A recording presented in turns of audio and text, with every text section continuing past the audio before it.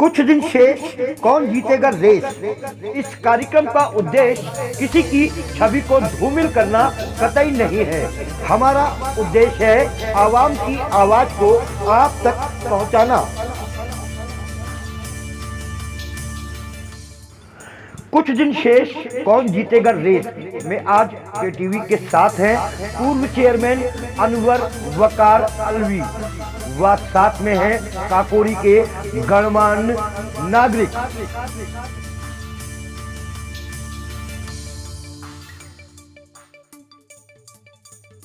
नगर पंचायत वासियों को और अपने पूरे क्षेत्र के वासियों को आज पूरे देश में नहीं बल्कि पूरी दुनिया में ईद मिलादुन नबी और जश्न मौसम इंसानियत का पैगाम हुजूर सल्लल्लाहु अलैहि वसल्लम मोहम्मद साहब की तरफ से जो दिया गया था, उसकी याद में पूरी दुनिया में आज खुशियां मनाई जा रही हैं।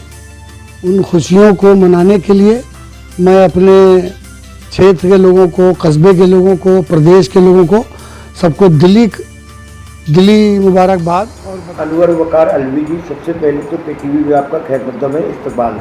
आपका भी स्वागत और इस्तकबाल है। KTV का बहुत शुक्रिया जो काकोरी में के चेयरमैनी के चुनाव को लेकर के ऐतिहासिक टाउन एरिया को ऐतिहासिक बना रही है, और इसके लिए बहुत बहुत KTV के धन्यवाद।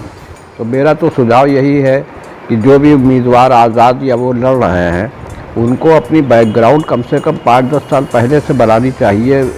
जनता में बैठ करके, जनता से मिलजुल करके उनकी समस्याओं का समाधान निस्वार्थ होकर के थाना, पुलिस, कचहरी, SDM, DM सब कहीं जाना शुरू कर चाहिए। और उसके बाद जो है आप जब इस काबिल हो जाएं और पब्लिक आपको मतलब करने लगे, तब आप उम्मीदवार बनिए, चाहे आज़ाद बनिए, चाहे पार्टी है। और जिन मुद्दों को लेकर के आप इलेक्शन लड़ रहे हैं, जो वादे कर रहे हैं, उन वादों को पूरा करिए। जी, अवैध कब्जे, ये बड़े दुख की बात है कि अवैध कब्जे इस वजह से बढ़ते चले गए कि किसी भी चेयरमैन ने इस बात को ध्यान नहीं दिया है। कहीं ना कहीं ऐसा लगता है कि जो भ्रष्टाचार वाला मामला है, इसकी जांच भी होनी चाहिए। बिल्कुल बिल्कुल, ये जांच होनी चाहिए, जांच होना चाहिए। और इसमें अभी की बड़ी समस्या तो ये है कि बिल्ली के गले में घंटी बांधे कौन? घंटी तो चेयरमैन ही बांध सकता है, और कौन बांध सकता है। तब में अब में फ़र्क कितना है?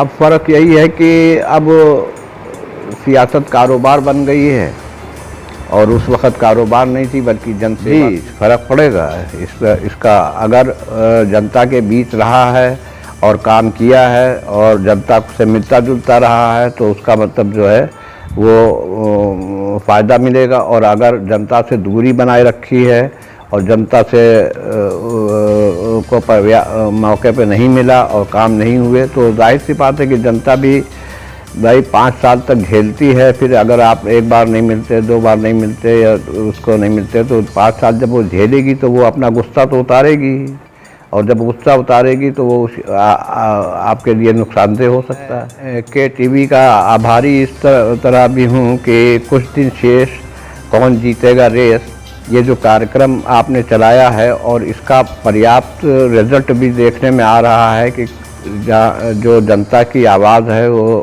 को आपने यहाँ से लेकर के, चेयरमैन से लेकर के और ऊपर अधिकारियों और कर्मचारियों तक पहुँचाया है। तो उसका असर ये हो रहा है कि अब कस्बे में कुछ सफाई सुथराई दिखाई पड़ रही है, लोग मिलने जुलने लगे हैं एक दूसरे से।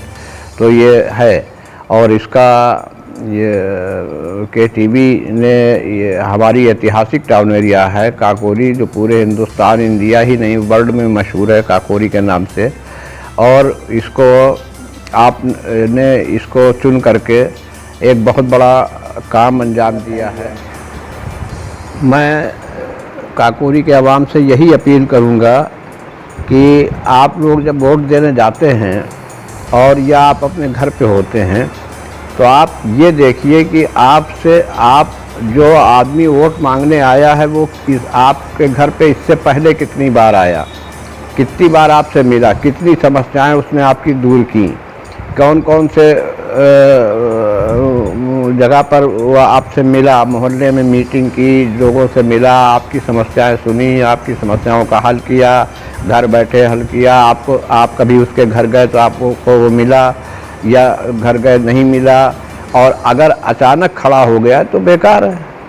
तो उसको अचानक कोई भी आदमी खड़ा हो जाए कि हम भाई चेयरमैन के उम्मीदवार हैं, हमको वोट दे दो, तो ये कोई बात नहीं हुई। बात तो ये हुई कि आप पहले से क्या कर रहे हो, जनता की सेवा क्या कर रहे हो। सेवा तो तभी करोगे जब पहले से तुम आओगे, जब अचानक चुनाव में आ जाओगे तो सेवा क्या करोगे, तब तो अपना मेवा बटोरोगे। प्रस्ताव पास होने के बाद अगर ठेकेदार ने काम किया है और आपने काम करवाया है तो ये तो आपकी ड्यूटी है कि आप उसको पेमेंट करें। बगैर वर्क ऑर्डर के काम, बगैर वर्क ऑर्डर के काम नहीं होना चाहिए। वर्क ऑर्डर तो चाहे फॉर्मली आप पहले वो कर दें चाहे बाद में उसको कर दें, लेकिन करें तो मतलब वर्क ऑर्डर होना चाहिए। और लोग ये सोचते लगे कि इतने करोड़ रुपया आएगा तो हम अगर इलेक्शन लड़ेंगे तो उसमें फिर इतना हम कमाएंगे, उसका वो करेंगे, ये करेंगे, वो करेंगे। फिर पार्टियाँ भी टिकट देने में और उसमें वो भी करने लगी।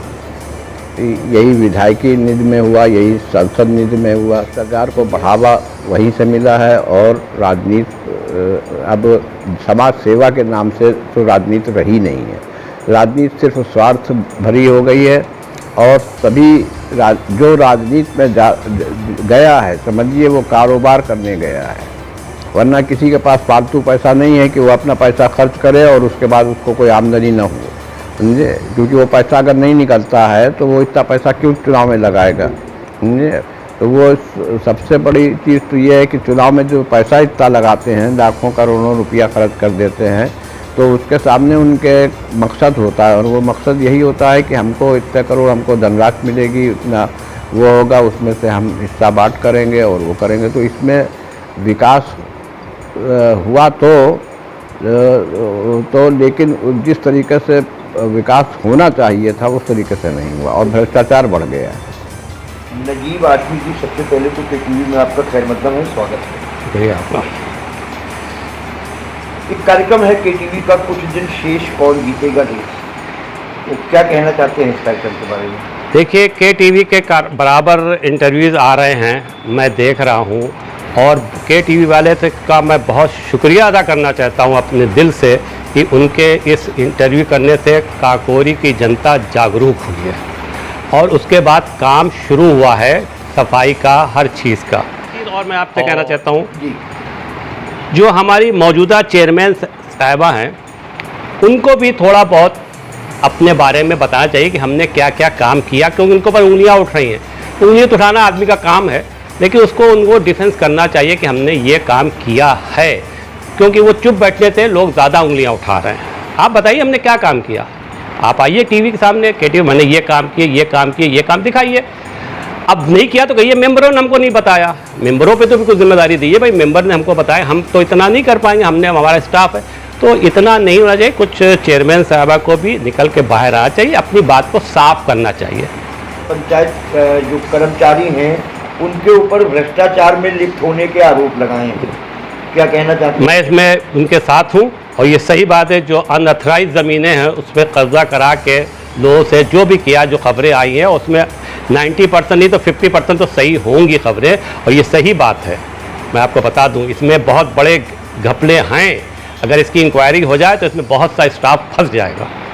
मेरे पास खुद एक बात है जो मैं बताना नहीं चाहता, वो भी मेरे पास है, अवैध कब्जेदारी है। लेकिन हम लोग तो घर पे बैठे हुए हैं, बाहर नहीं निकलते। हमारा मोहल्ला देख लिया आप, क्यों साफ होता है? सबसे अच्छा इस वक्त काजीगढ़ी मोहल्ला है, आज से नहीं हमेशा, क्योंकि हम भी काम करते हैं। हम हर चीज़ टाउन एरिया पे ब्लेम नहीं देते हैं, हमारी कुछ जिम्मेदारी है। अभी सफाई कर गए, अभी कूड़ा बाहर डाल दिया, तो हर वक्त तो आदमी नहीं आएगा, ये तो हमारी जिम्मेदारी है। हमें चेयरमैनी का क्या, किसी से पूछ लिया आप चार्टर क्या होता है, चार्टर के माने नहीं मालूम लोगों को साहब। आप बैठे इस कुर्सी पे, चार्टर के माने पूछे नहीं मालूम होगा, टाउन एरिया के स्टाफ को नहीं मालूम। आप क्या बात कहेंगे? ये तो जब ऐसे लोग आप चेयरमैन मेंबर बनाएंगे तो टाउन का तो हाल ये होना ही है। हमारा कहना है कि आप अच्छे आदमी, एज के हो, मैच हो, पढ़े लिखे हो और सिंसियर हो, उनको आप देखिए। पहली बात तो ये किसी पार्टी के नाते ना चुने, मेरा कहना ये, क्योंकि इलेक्शन चेयरमैन या किसी पार्टी के नाते नहीं होता है, क्योंकि जब पार्टी के नाते करेंगे तो इससे ट्रेडिंग कंपनी हो जाएगी।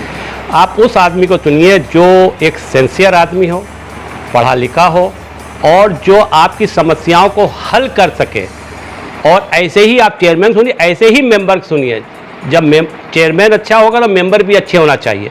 तो जब टीम एक अच्छी बनेगी, उसमें होता है कि साहब वो बीजेपी के, वो समाजवादी पार्टी का मेंबर, ये नहीं होता। ये मेंबर सब एक हो जाते जीतते हैं। हमें काम करना किसी पार्टी, ये लोकल इलेक्शन है, ये कोई वो नहीं, हमें राज्यसभा और विधानसभा में नहीं बैठना है, हमको यहाँ बैठना है। तो हमें अच्छा मेंबर, अच्छा चेयरमैन चुनना है जो काकोरी के हक में एक आवाम के लिए अच्छा काम कर सके। कुछ दिन शेष, कौन जीतेगा रेस में आज के लिए बस इतना ही। कल आपसे नए उम्मीदवारों व नए मुद्दों के साथ फिर मुलाकात होगी। तब तक के लिए शुभ रात्रि, शब बखैर।